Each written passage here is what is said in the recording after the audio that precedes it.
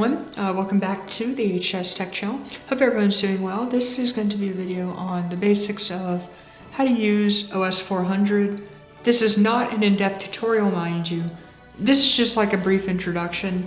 If you need to know more, let me know. I can make some more videos. But this is just going to be a brief introduction that gets you into the basics, how to create libraries, how to create files, how to compile a program, how to run a program, stuff like that.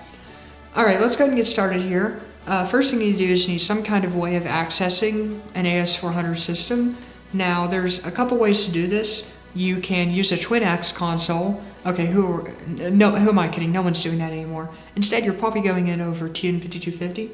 So you can actually use a program called aptly TN5250. Let's go retro. Instead, we're going to use a program called,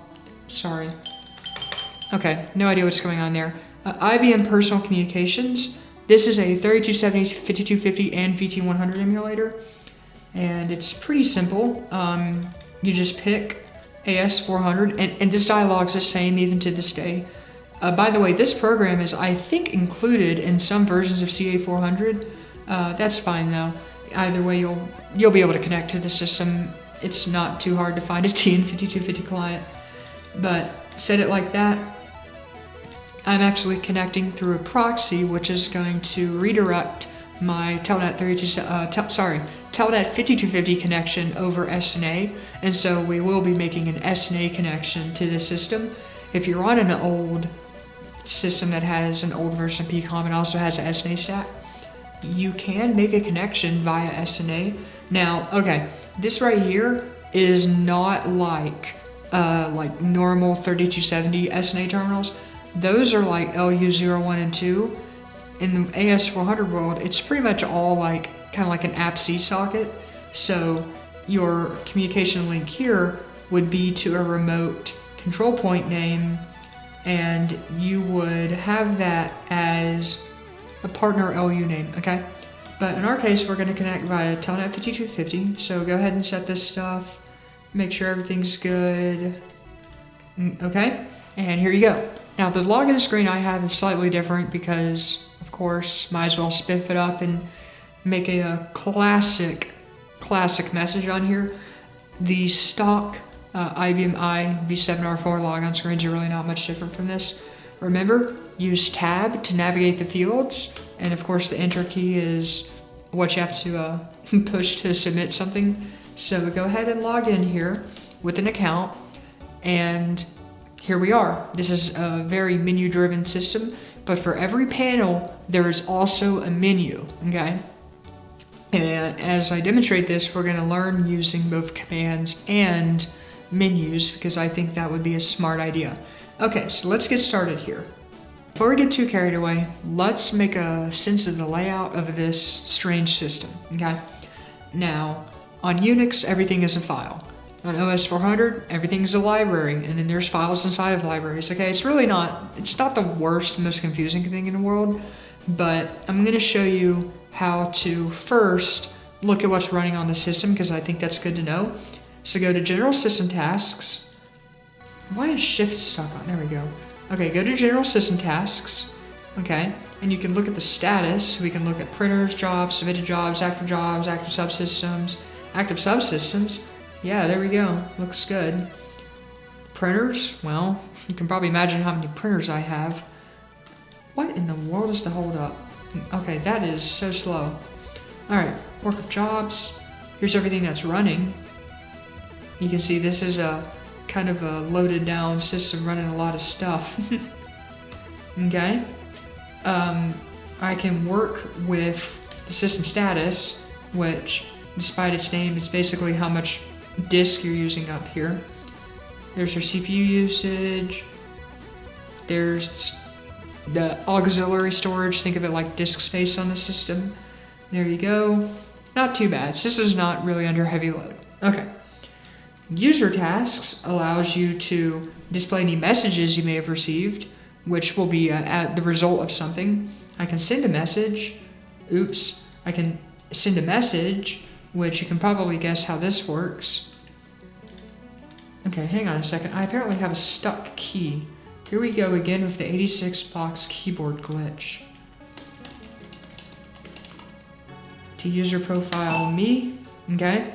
And when I display messages, there you go. And then to dismiss it, press F11, okay? There you go. Now, note something that's there, okay? When I go to display messages, this right here is named DSP MSG, okay? So if I back out of this menu and type in DSP MSG, well, whoop-de-doo, there it is, okay? Keep that in mind. For every panel that you see up here, you can just type in the program name here, and there it is. It's very useful for navigating the system quickly, okay? There's other things we can do, like change our password, we can change our profile settings, like the main menu that we see when we log in. If we want to make a special user who just runs a program, you can create a different menu, or you can just have an initial program to call. And this right here, this library field, tells the system where to find either the menu or program. Anything that starts with star is special, okay? You'll see what I mean. I mean, there's stars everywhere. It's really not that bad.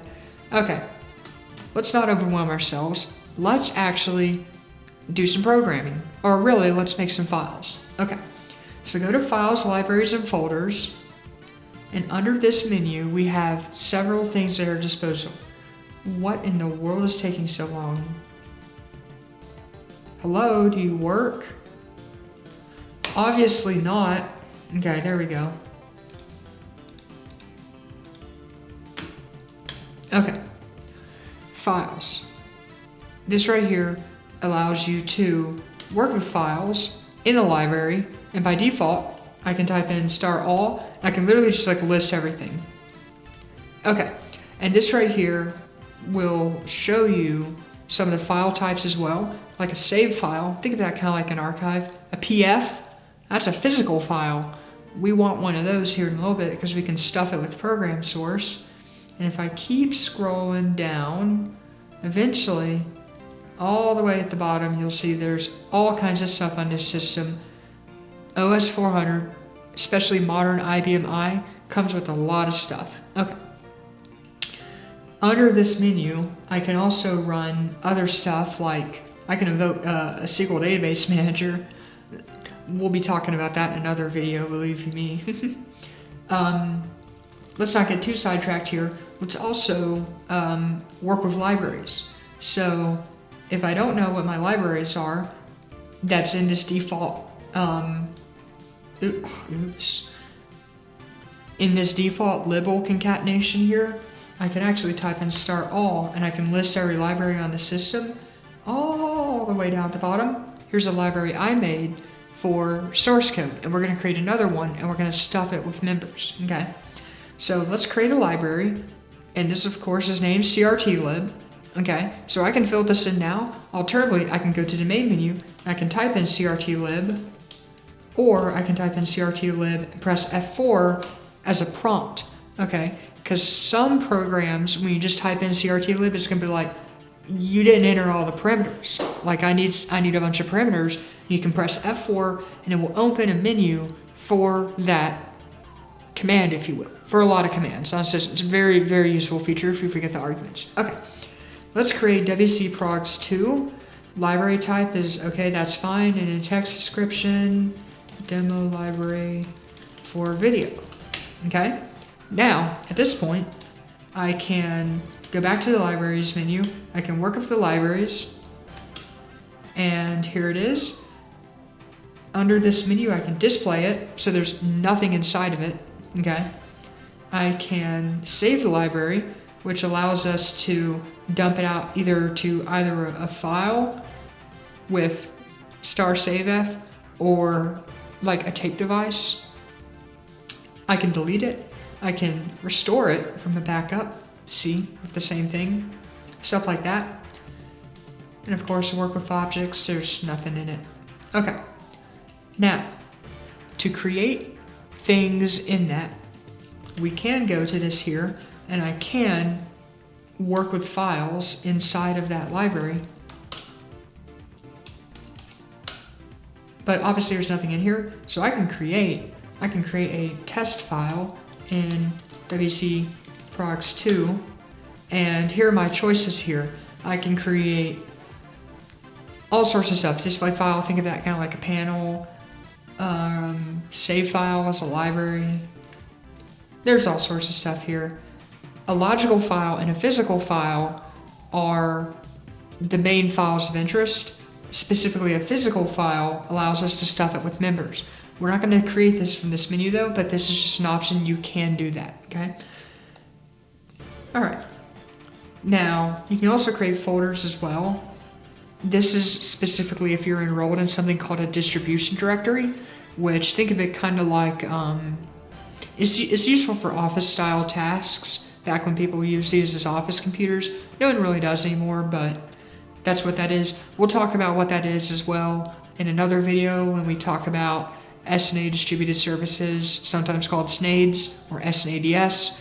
And at some point we'll look at having that okay, I do not need an operational assistant. At some point we will also, I'll show you SNADS talking to Microsoft Exchange. The operational, by the way, for every menu you can press and you can get help. It's pretty useful stuff. And all these keys do something, so it's super useful. Okay, let's go to programming. And PDM is what we want in order to create, I guess you could say in order to stuff members into physical files, okay? And we're gonna look at what a physical file here is in a second. If I work with objects in the WC procs 2 library, you can see that there's basically really nothing in here. So we need to create something that we can stick source code in, okay? Now we can do this from this here, where we can create a file in here. Okay, so I can create like source1, and it will be a physical file. You can do it like that. Okay, so this right here will, oops. Actually, let me show you an easier way to do this. Do CRT src_pf to create a source physical file, and then we don't have to bounce around through 500 different menus. You can do that. We're gonna call it, because we want to specify the library like that, call it source1, record length of 92 is fine. Okay, just like that. And now, when we go back into that PDM thing, we can actually do strpdm. Look at all those keys that we pressed. We actually pressed more keys to type the command than we did to type the numbers to go through the menu, but let's be real, it's faster just to type the command. All right, so from here, I can work with objects in the library, and you see I now have a source PF, okay? And under this right here, I can list that library, there you go. And when I display that, there you go, there's the PF in there. But most importantly, we can work with members, okay? And this will allow us to query all the members in a file.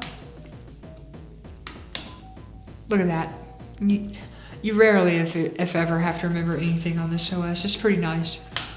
And well, look at that. There's absolutely nothing. So push F6, we're gonna create, and we're gonna call this one, how about ctest?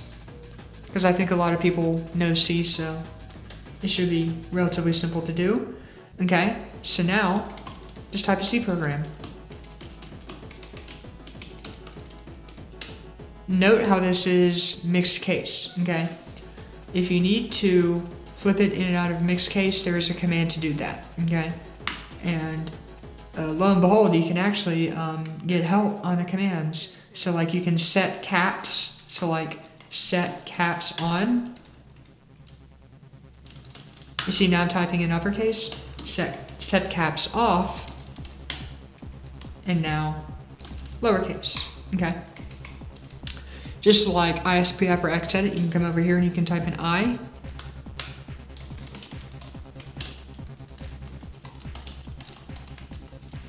Okay. By the way, this saves your indentation. If only ISPF had that feature. Sometimes it does, you just gotta turn it on. Okay, we're gonna save it, and when we press F3, it's gonna ask what our exit choices are. Do you want to change or create the member? Well, we don't really need to do that. Do we want to print it? No. Do we want to go to member list? Sure. Okay. And now for here, you might want to rename that to C. You're supposed to specify that on the create member. I don't know why I didn't do that. And then from here I can do that, easy as. Okay, now we can compile it. Now there's two ways to compile, okay? If we go back into our PDM, I don't know why I left, go to your members, we can do F4, I'm sorry, 14. Where did I get F4 from? Do not like that. Okay, anyway, that will automatically compile it for you. It's pretty good stuff. And based on the type of the file, it will invoke the correct compiler for you. To view the output, go back to the main menu, and you can either look at the output by going into user tasks and working with your spooled output files, or you can just type in wrk splf, but obviously something went wrong here. So let's do the command to compile instead. While you're in PDM, you can run a command to compile because you still have a command field, and it's really not that hard to compile. Do crtcmod. Why can't I push an M? What in the heck is going on here? Again with the keys.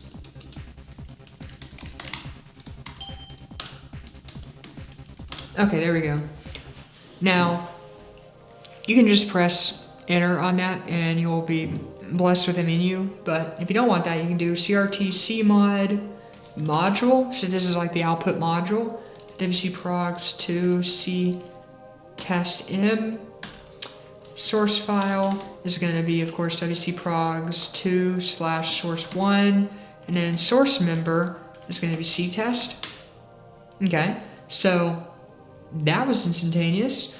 From here, I can work with objects in our library, and oh, you can actually see that the first compilation did go through. I was just for some reason in denial that it worked or something like that. All right, I'm actually going to delete this here. This right here is the module, in other words, like kind of like an object file, and this tells you everything you need to know about that. There you go.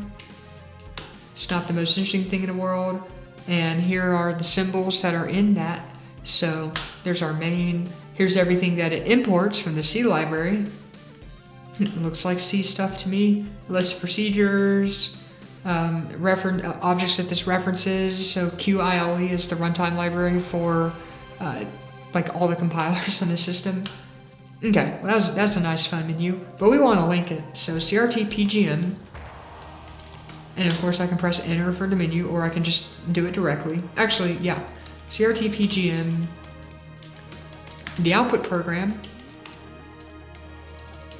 and then module, so like stuff like that. And if you have multiple modules, you just space them out. Okay? All right, now when I look in here, I now have the module associated with the program. If I display this, no, don't. If I display this, you can see that it's an ILE program, okay? Come down here.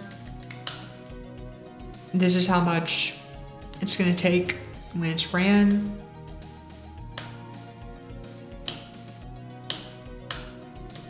Okay, it's really not hard stuff. Go back to the main menu and we're gonna call wc progs 2 ctest. And there you go. Okay, let's write a COBOL program because let's be real, that's probably what you wanna do. Inevitably, someone's gonna ask me how to write an RPG program. The answer is, I have no idea. I don't know how to program an RPG. Even though I know that sounds amazing to say, like, oh my gosh, you don't know the OS 400 language? Yeah, I don't. Do I care? Not really. Okay, let's stay on topic here. All right, let's create some more members. Let us create, source type is gonna be CBL, source member is gonna be COB test, okay? And start typing.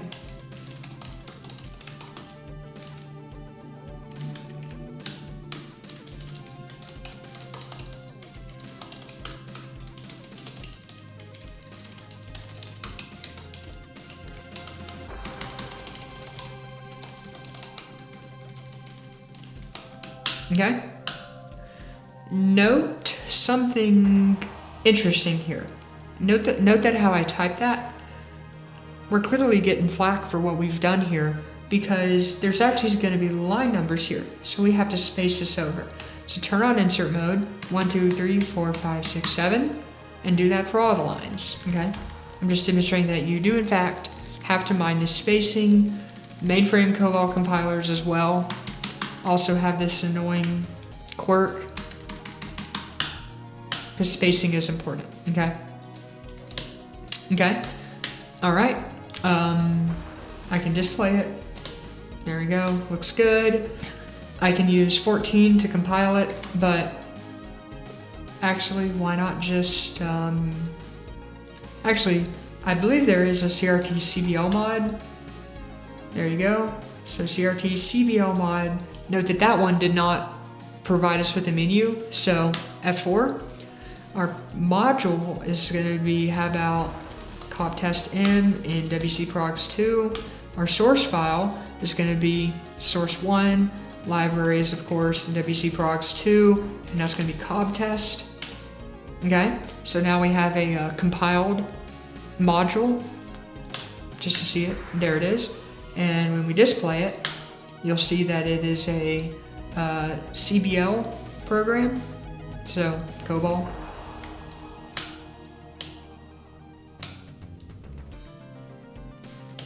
Pretty good stuff, isn't it? Okay, and just like before, we can CRT PGM, WC progs 2, COB test, module, WC progs 2, COB test M, okay? Call WC progs 2, COB test. Well, there you go, easy as. Okay, let's take a look at some more of that stuff because there is actually a full-fledged programming menu that is slightly above that. If we go back to programming, we have quite a lot of options here. Okay, so let's talk about what some of these are. Programmer menu. This right here, okay, let's be real. This is a really crusty way of doing this, but that right there will allow you to compile. I strongly recommend that you don't use that menu because it kind of sucks. The PDM is very much so the successor to that, and it's what you want. Utilities. Okay, have you ever wanted to run every single command on the system? Well, here's a lot of them. Yeah, it's pretty good stuff. I can actually start iSQL, just like that. Good stuff, huh?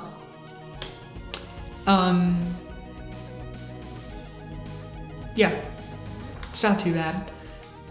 QSH takes you into Unix shell. That is a real thing. That's called PACE, by the way, the Portable Application Support Environment, or Portable Application System Environment, I don't know. It's basically a port of AIX that generally matches whatever version of OS 400 that you're running. So in this case, it'd be AIX 7 dot something. And for the most part, you can port a decent amount of Unix programs over to it. I've even gone as far as to port all kinds of text editors as well, though you can probably imagine the terminal experience on that is not great.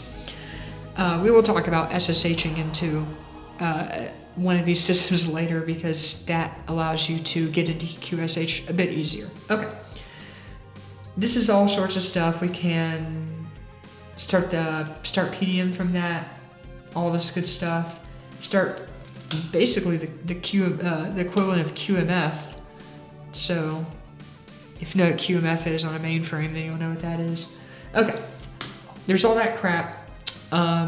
If we say the programmer menu, we also have a debug utility, so we can add a program. So if I add the program to the debug, how about COB test?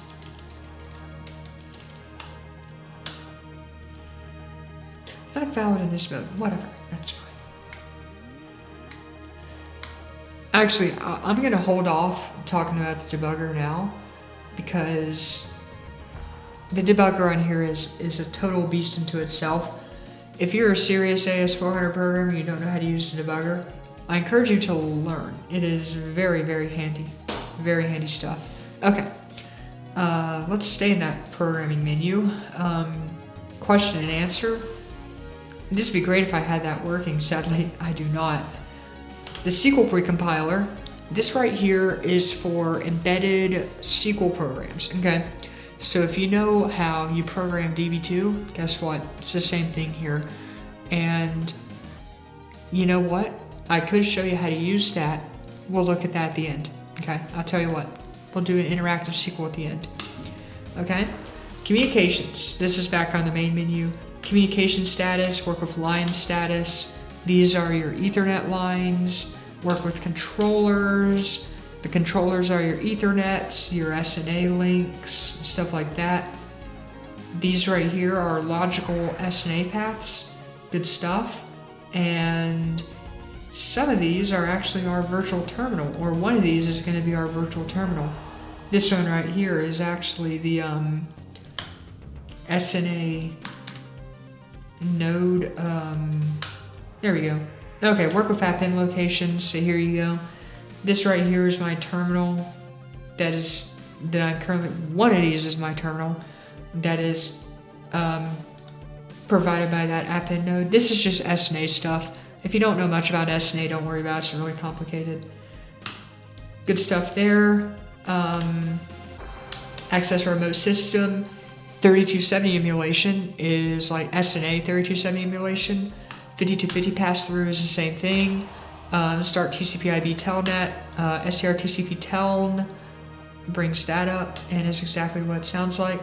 Start point-to-point TCP/IP. This right here will bring up a PPP connection.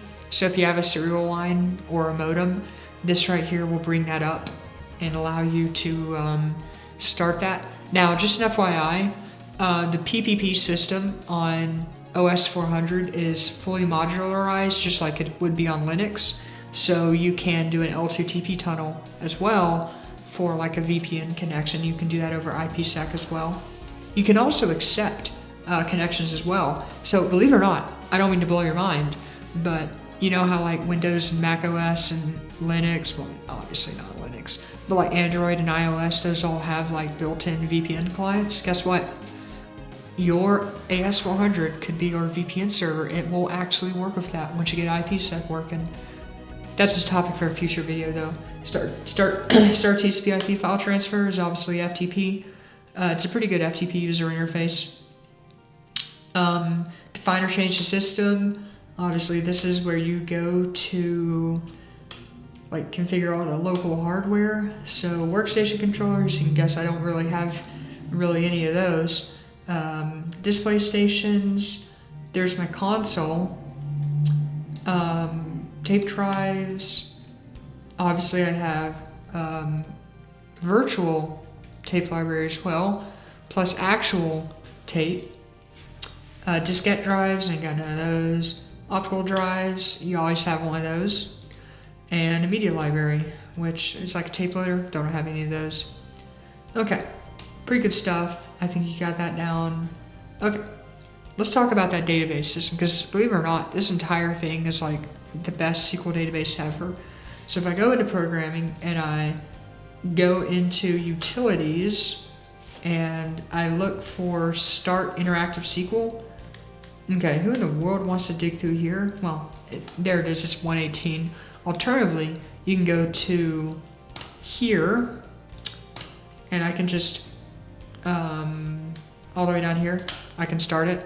Commitment control is going to be start all. That makes it do something.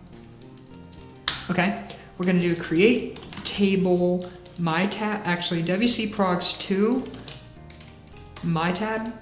Obviously, this is the library in which the table will go in.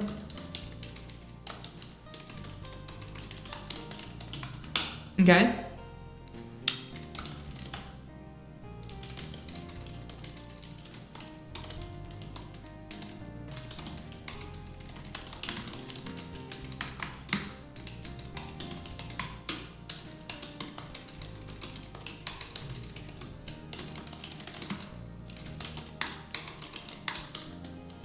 I feel like I can never type when I'm being videoed. I don't know why that is, but there you go. Okay. Now we want to save and exit, okay? And that will commit. Otherwise, also you need to change that commit option to star all, or basically nothing will save, which I know sounds terrible. I agree, it is pretty terrible. Okay. Let us write us a simple Db2 SQL program, okay? So go to your PDM, go to your members, We're gonna create, and we're gonna call it SQL test. We'll do CBL, and then we're gonna need to precompile that, bind it, compile it, run it, and go. And let's go ahead and do that. C and COBOL. A match made in hell. Actually, it's a match made in heaven. Let me show you what I mean. So I apologize for the crazy jump cut here, but I spent about 10 minutes trying to figure out why the program wouldn't compile. So let me show you how to do this properly so I don't waste your time with a bogus demonstration, okay?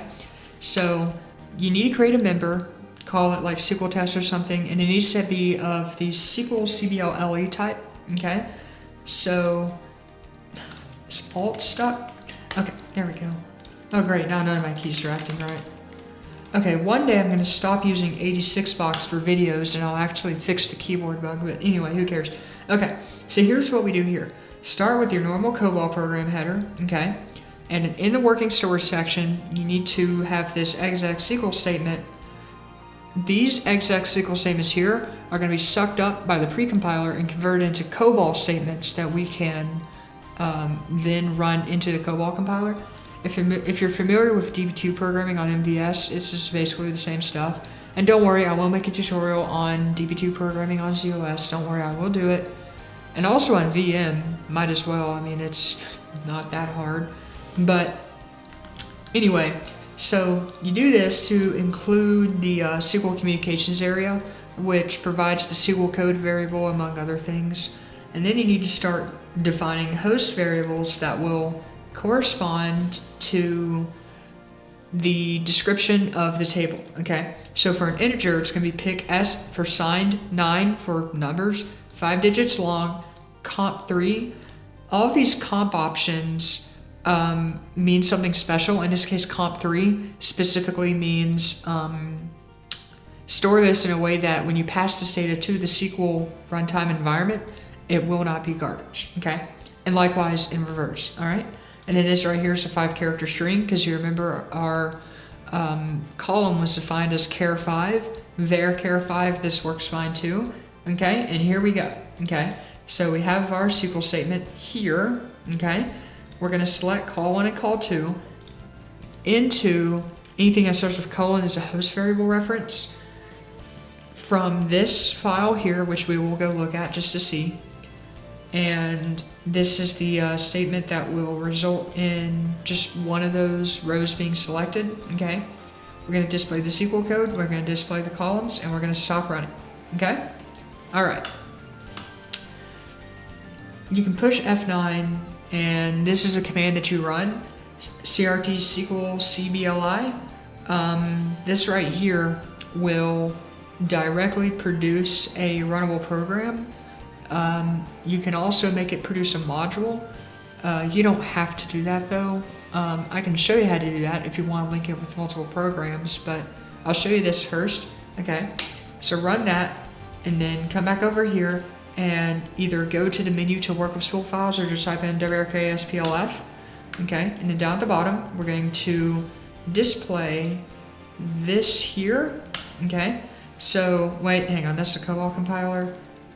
This is, okay, also the COBOL compiler. It will only produce SQL precompiler messages if you have an error.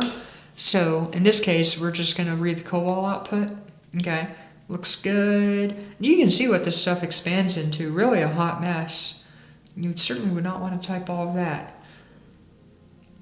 And then this is how the actual call is performed. It's pretty crazy stuff, okay?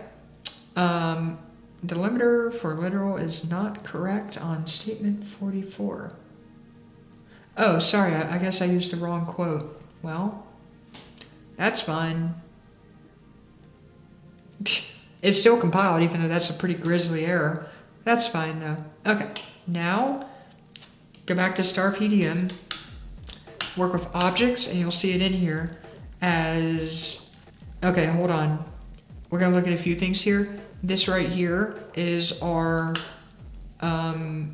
this PF is the actual database entry, I guess the actual table that we're using. It's pretty crazy how that works.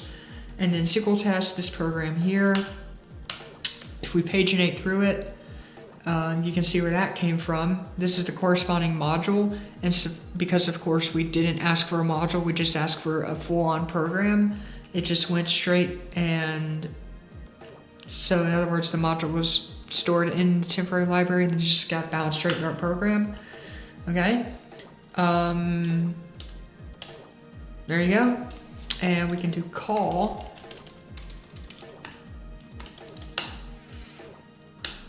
You gotta press enter for every subsequent message. I know it's kind of stupid, but you can see here's the message we printed out, and then here's the SQL code, which is all zeros, so we're good. Here's that column 1, and here's that column 2. So it did in fact work, and we can actually replace and or update the values in that table, and that will still work fine. If you want to, okay, hold on. Don't look at that. We're gonna look at that at the end. If you want to manipulate that command slightly, like I can just do CRT CBL SQ, hang on, what was the stupid command? You think I would know this off the top of my head. CRT SQL CBL I, whatever. Come over here, press F4, and you can see the options here. So if I want a module, I can do that. And that's going to be SQL test M, WC procs 2, source file, well, source 1, and WC procs 2. And that's of course SQL test. Okay, and this one right here will create a module. And from here, we can do CRT PGM.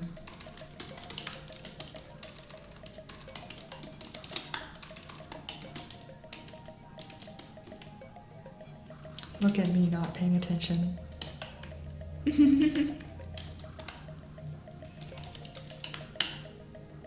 Uh-oh, that's not the right command. Probably because it's actually not that. Who knows, it's actually... Why did that just break on me? You terrible, terrible thing. Okay, there we go. So that's like a manual compile. Good stuff. All right, now go back to our main menu.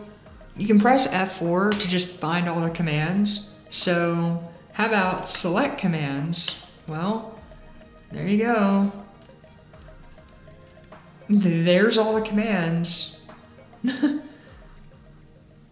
Configure SMTP? Well, I'd love to.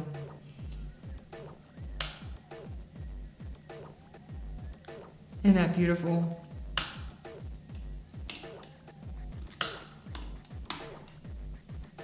Anyway, you can actually search for stuff as well if you know how to find stuff. Office commands. It'd be great if we had Office Vision 400 installed. Wouldn't that be grand?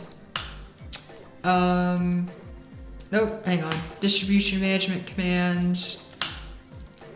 Let's see if I can remember how to enroll someone in here. Jeez, I have not used this in years. There you go. This right here allows you to set up a SADS remote distribution queue. And this is basically like the email system. Pretty good stuff. Really, I highly recommend that people mess around with SNA distributed services. It's pretty fun. There's actually an SNA NJE wrapper on older versions of OS 400 like v4.4. You can install that and you can talk to a mainframe via NJE, and that will get you on like HNet.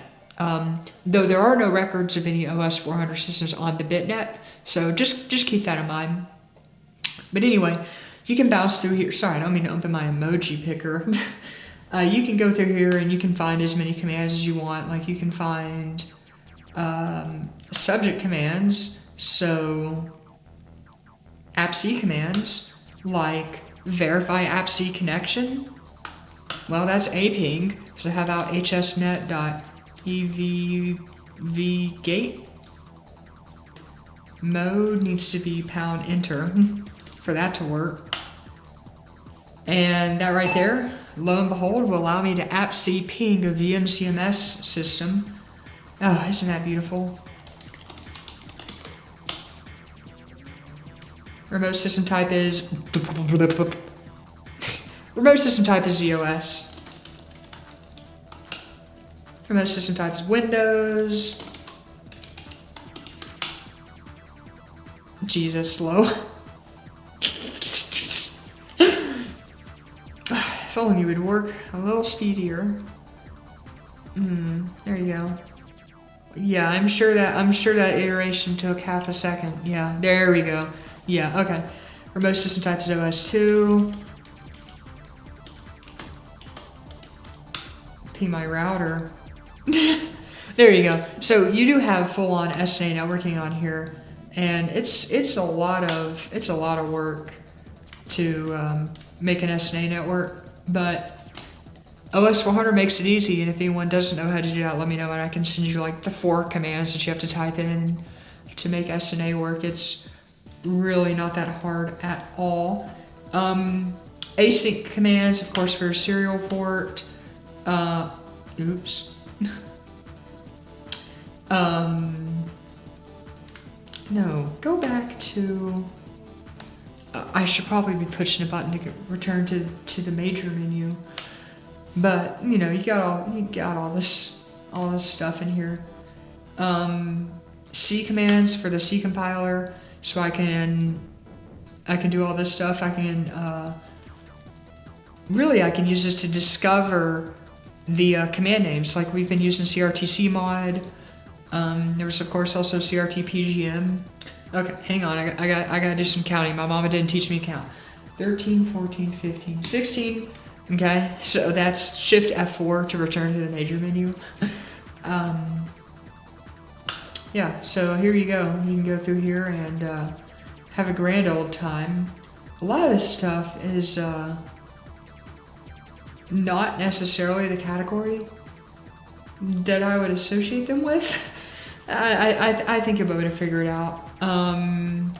Java commands, you better believe we have a JVM on here, and yeah, they do in fact work. I think it's gonna wrap it up. I think I've covered enough to melt at least one person's head, but that's the gist of it. At some point in the future, we can look at creating display files. At some point, I can also look at SNADS or SNADS, as some people call it. And if anyone has any other things that they want me to cover, let me know. I don't really know what people do with this in the real world. Okay, I know that sounds horrible. And I know that sounds like I just shot all my credibility out the toilet, but you know, I'm being honest with you. I have no idea what people actually run on this operating system. So if you would like me to find out, let me know. If I can find the software, I guess I can run it. But I'm gonna go ahead and sign out here. Thank you for watching. As always, please do tell me what else you wanna see, and I shall do as I can. Have fun, everyone.